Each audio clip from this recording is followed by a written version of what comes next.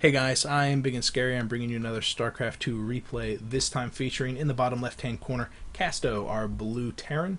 He is in Masters, and in our top right we have from Team EchO.Squid. He is also in Masters, and he is our red Protoss. We are on Daybreak. It is a Protoss versus Terran, and it's going to be fun. I'll tell you how this is going to go. We're going to see a traditional opening from Protoss, and we're going to see some sort of harassment from Terran, and then we're going to see Protoss die or get another base and win. That is the current metagame for Protoss versus Terran, but it's so much more exciting than that because the form of the harassment from Terran is really where you see the huge matchup change. You know, the Hellion harass is not very effective right now. We don't have those Battle Hellions, or Hellbats I think is what they're called right now, to make them a little bit more dynamic, a little bit more weird, so it's hard for us to know exactly how to deal with it. However, the other possibilities, the medevac drops, the Banshee harass, are still very effective and are very useful by keeping the Protoss contained, keeping them cramped on their base. Right now, Squid is forming up his base in a very cramped way. He's got that first pylon right by his nexus, not going for any form of Forge Fast Expand, which would be nice suicidal, but not quite suicidal. He's thrown down that first gateway and has not grabbed a gas first build, so no super early tech out of him or Casto. He hasn't grabbed his first gas either. He's got that first barracks building up, but it's not positioned very aggressively down on the low ground or even over here by the ramp to deny the scouting. And this is kind of weird out of Casto. He's got nothing to hide here. This tells me that he's not going to go for any form of super early tech, because traditionally you'd see the supply depot, and barracks, and that would deny the scouting coming out of Squid right now, even though the second supply depot hasn't even been constructed yet, and that probe would indeed slip in. Usually you see that wall off to deny this sort of scouting and make the Protoss just a little bit more nervous than he actually should be. Or it could show, you know, that I'm hiding something down on the bottom, and you got to be worried about that too. Or the gas timing. I don't know. But Casto's telling me that he doesn't have anything to hide right now, and he doesn't really. I mean, this is a very traditional build with that first Marine coming up. He's going for a 1-Rax fast expand, and it's very, very hard to hide that. Very hard to hide that. It's pretty much impossible. And Squid saw it. I mean, Squid came up, he saw the barracks, he saw that there was no gas. He's going to know that the build that Casto is going on is going to be very mineral intensive, as well as lacking in any form of high tech. The lack of gas tells him that anything coming out of him is going to be almost exclusively minerals, and if there is going to be any form of aggression coming out of him later, it's going to be very, very delayed. With the 1-Rax fast expand, the possibilities for a follow-up from Casto are pretty much endless, but the follow-up will be 3 or 4 minutes from now, so Squid feels very comfortable in grabbing his own nexus, and as he should be. He's got the very traditional build-up with the assimilator and the Cybernetics core already working on warp gate tech, so he won't have a problem with protecting this expansion that he's grabbing down on the low ground, unless Casto does something absolutely crazy, and we can see that he's not, because we're omnipotent. The bunker is up, this command center is almost finished, and we can see that the gas has been grabbed, as well as 3 more barracks, so it appears very strongly that Casto is going for a heavy bio build.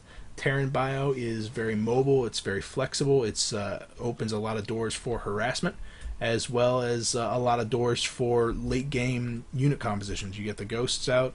Those ghosts with their EMPs are incredibly vital to late game Terran versus Protoss, and without them, you know, the bio just absolutely falls apart. So hopefully we'll see them. I like ghosts a lot, but that's a long road to hoe. We've got quite a ways to go until that shows up, and we're already working on that tech. The tech lab is going to be thrown down, and almost immediately it's going to start on stim. I'm assuming it could be combat shields if he's going for a bit more of a macro oriented build. It's actually kind of cool to see who goes stim first if they're going to be aggressive, who goes combat shield first if they're going to be a little bit more defensive, because it really does matter which one you grab first. There goes the stim. Fantastic. So Casto's going to be taking a little bit more of an aggressive stance, or it could be just that's what he does, is you get the stim first because everybody likes the stim, and it's probably the most useful in this matchup, but just for him. It's whatever. Can't read too much into it is what I'm saying. You can read into this, though. The robotics facility before the follow-up 2 gateways, so 1 gate into Robo from Squid. He's going to be using all that gas that he's going to be accumulating. I mean, he's almost got 200 right now, but a third assimilator on the way. His saturation down at the natural is looking top drawer, 35 over 26, and with those mules, the mineral income is pretty much neck and neck, but the gas income will be spiking for Squid shortly, and he's going to be using that gas on these 2 forges in the top right corner of his base. He does have those 2 more gateways. The warp gate tech is finished. Right when it finishes, these gateways finish, and they immediately warp into the warp gate tech. Fantastic right there. It's the sign of a person who actually knows their build and has it very well timed. And he's also immediately throwing down these sentries. So this is going to be a Mortal Sentry Zealot build, and it was very popular a short time ago. It's kind of fallen on the wayside as people transition into another metagame, but the reason it fell on the wayside was not because it got absolutely owned by Terran. It's not that everybody figured out how they were going to deal with it. It's actually more of a traditional Zerg build too, but it was just because people have begun to move away from it, not because there's an absolute counter to it. So it's a very successful build. It's very well refined, and I hope we're going to see a very good example of it. And there goes the robotics space. So maybe not Immortals. We will see. It could be that the robotics bay is going to be used for a warp prism, which is also very useful. We're going to have to keep an eye on the number of warp gates because that will be the all-telling sign right now. Those Marines are going to be a little bit more aggressive, but I didn't say anything about it when it was happening because I was talking about something else, but I'm going to mention it right now. The factory is finished, and it got scouted by the observer that was coming in, scouted that the reactor was being built on the factory, and the starport was directly above it. Just so he knows that the medevacs are going to be coming out 2 at a time, and that because of that, he's going to know this heavy bioplay is in the works, if he didn't notice it whenever he came in with the observer and saw the plethora of barracks. Second tech lab is already started on the combat shield. +1 is almost done. 1-1 is pretty much done for Protoss. But Protoss has 3 sentries out right now, and they've been out for quite a long time. They've got plenty of energy to hold off this impending push from Casto, and Casto does not want to commit right now without the medevacs to heal and pick up his Marines, because if they pushed up this very narrow ramp, 1 or 2 force fields will cut that force completely in half and allow the Zealots to actually hack away at them without the stutter step micro.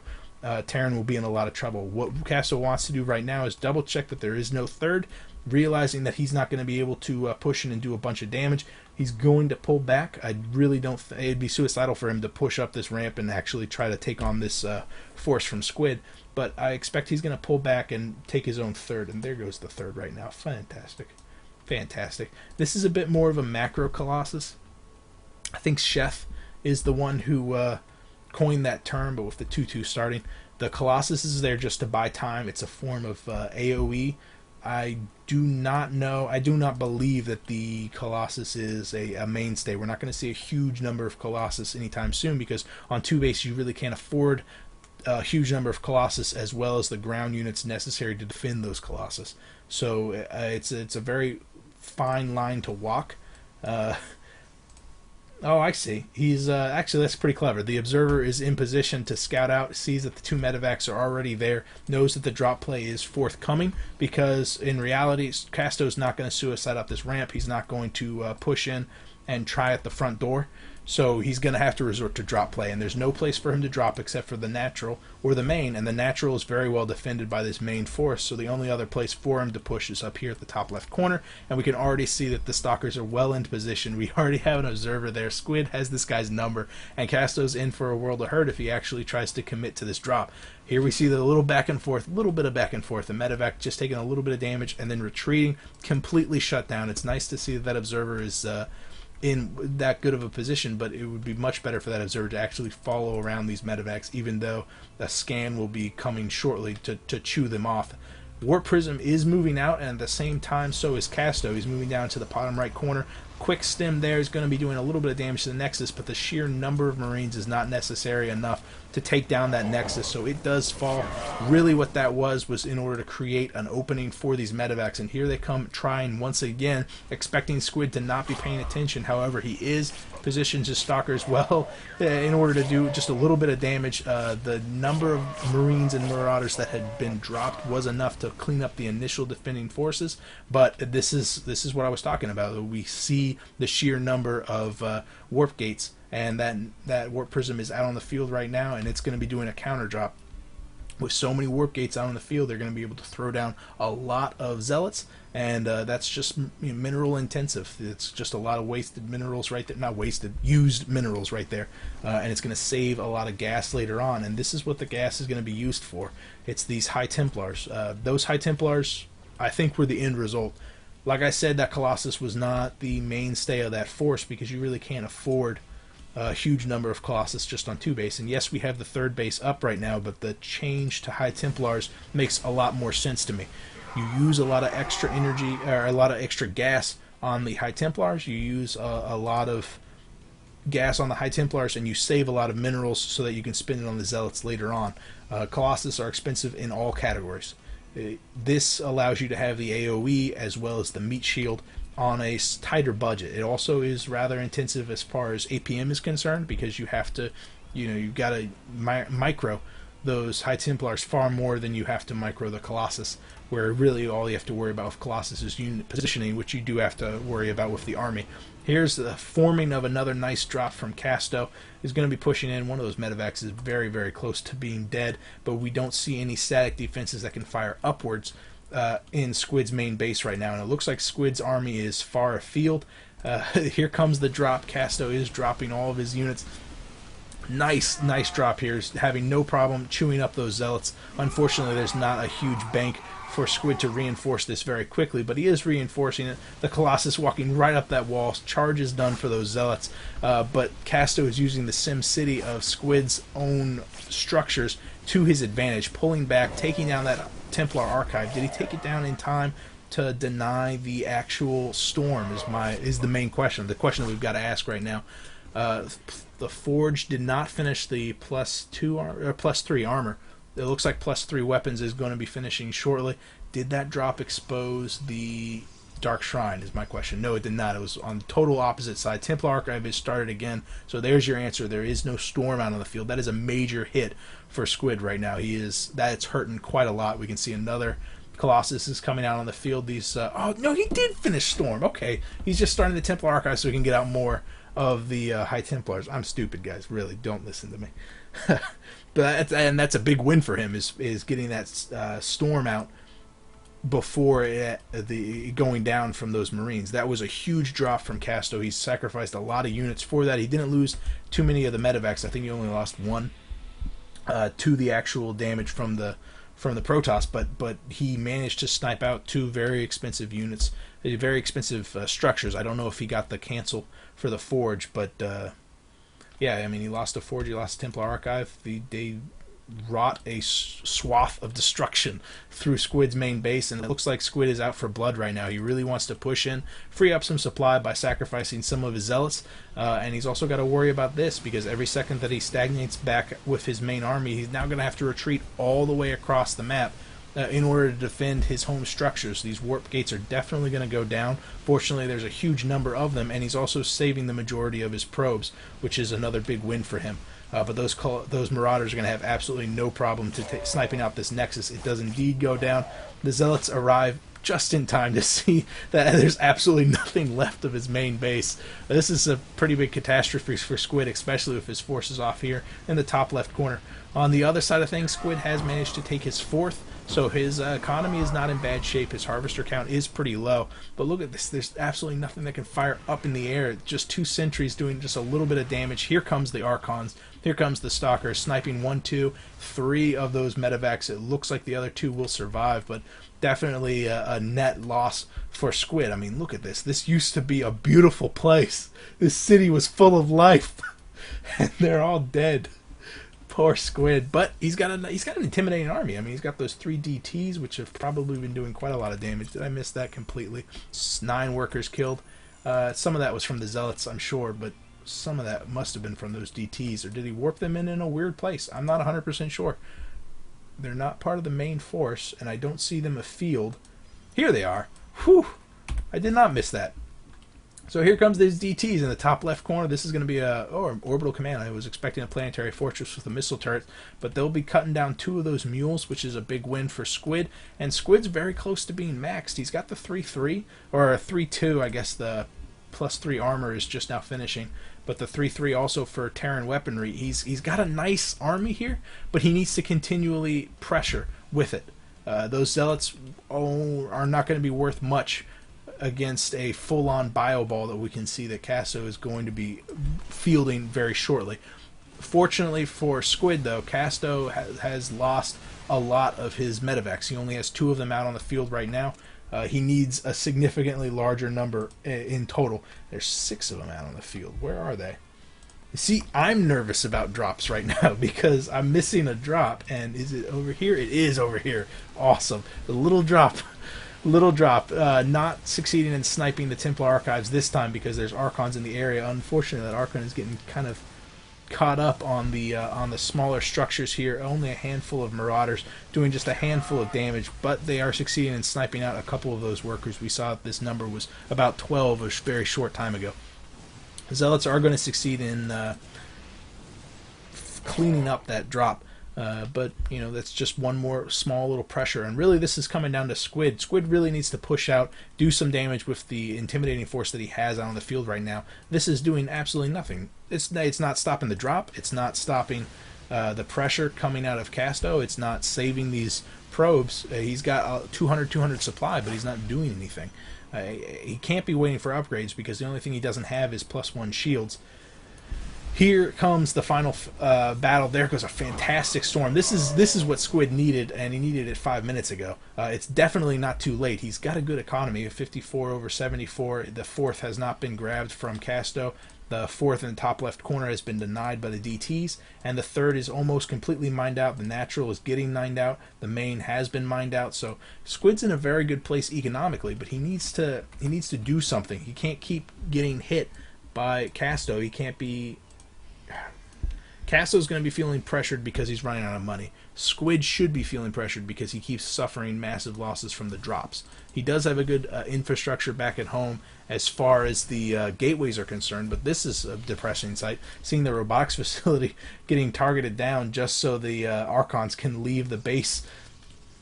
Poor little Archons. They're too fat to squeeze by the robotics facility. Good control there from Squid, realizing that this is necessary. And there goes the robotics facility. But that means no more Colossus out on the field. All the extra gas is going to be used for High Templars, and that's a lot of Zealots. And this is some supply that could be spent on Archons or High Templars that can storm this bio ball into death, or even feed back the medevacs and deny the healing from them.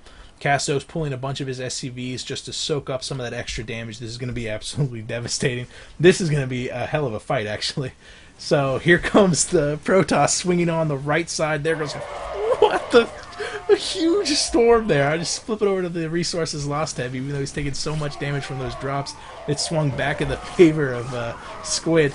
Those Zealots falling on the weakened forces from Terran. We can see that it's so much orange and green right there. Those Zealots going to town on all those Marauders, finally milking them to absolute devastation. 200 over 200. Squid at 160. This was the engagement that Squid needed, and he could have forced it a little while ago.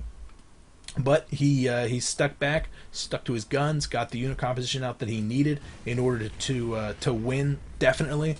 The forces that he need. I still feel like he stagnated for a period of time, had a little bit of a hard time dealing with that drop, but really he can just continue to press, because even though there is another intimidating force from Casto, he does, he's got the infrastructure necessary to continually create Marauders and those Marines and the medevacs that will support them. But Squid now no longer has the onus on him.